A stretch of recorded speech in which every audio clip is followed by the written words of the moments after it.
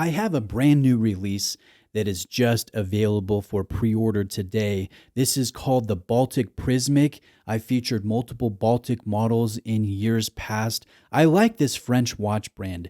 They focus on making sub 40 millimeter watches, which I think is a big industry trend at the moment. And then they focus in on original designs. They're not interested in doing homage after homage after homage. And I think they try to pack the value in terms of the finish, in terms of the movement, in terms of the detail. So I'm excited to feature this new release. So today it is launching the 15th of February. The pre-order will end on the 25th of February.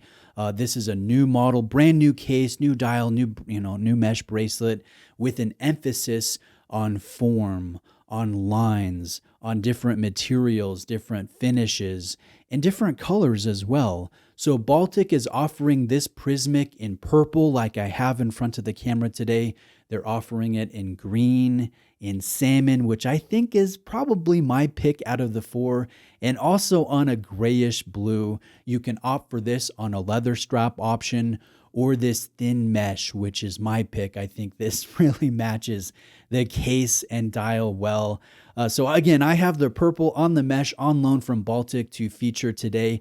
This case is 36 millimeters in diameter. And note that the bezel, the lugs, and the case back are done in stainless steel, but the mid case is done in grade 5 titanium with a granular finish. And it's not just the mix of different finishing with the granular, the polishing, the circular brushing, the vertical brushing, but there's a mix of form. So the lug steps up to the mid case, which steps up to the bezel, which steps up to the double dome sapphire crystal. There's a lot going on here, and I think that complements this dial. The case has drilled lugs, which makes it easy to take off the mesh and put it on the leather. This is the leather that you can opt for from Baltic. It has a quick release system for the spring bars. And then note the crown has a turbine texture, a push-pull style with 30 meters of water resistance. So a lot going on here when it comes to the case. Different materials, different form, different finishing. And again, that complements this dial that has quite a lot going on as well. So there's a circular brushed raised outer dial. And note the detail of the cantilever of the 12, 3, and 9 o'clock applied markers. That's fun to view under the macro lens. And then there is a granular finished sub-seconds that's framed with a texturized circular brushed metal surround. And then on the inner portion of the dial, there's a guilloche pattern. There's a cocktail textured sunburst that I think looks really nice.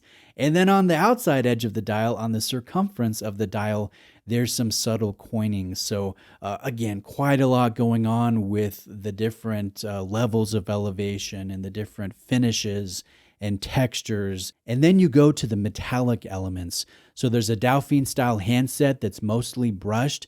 It has polished chamfered edges, very Grand Seiko-like. It's not finished to the same level of a Grand Seiko, but it's also, not priced anywhere near a Grand Seiko. The markers are polished. There's a beveled pencil tip style for the cardinal markers, and then the other markers are a polished pyramid style. And that to me screams retro. It adds to the funkiness, it adds to the character and the strength of the Prismic, in my opinion. The other thing I like about the dial is the fact that there is only the brand signature here. There is no Swiss made, there's no water resistance designation or model name or anything of the sort. It's only Baltic. And I like that as a minimalist myself. Now, within this case is the ETA 7001 caliber. It's a Handwind caliber. It has very tasteful decoration. You'll note the Côtes de Genève, the heat-blued screws, the sunburst brushed wheels. This has 17 jewels, a 21,600 beat rate every hour, and 42 hours of power reserve. The winding action is pleasant, and again, I like that turbine texture, that twisted coin edging on the push-pull crown. The nice thing about this hand wind movement is it's thin, it's reliable, and it's very easy to service by any watchmaker. Now let's talk about this mesh bracelet. This is thin, this is supple, and it has a great fitment into this new Prismic case. There's a sliding clasp here, and you can't set the travel to any place on the mesh.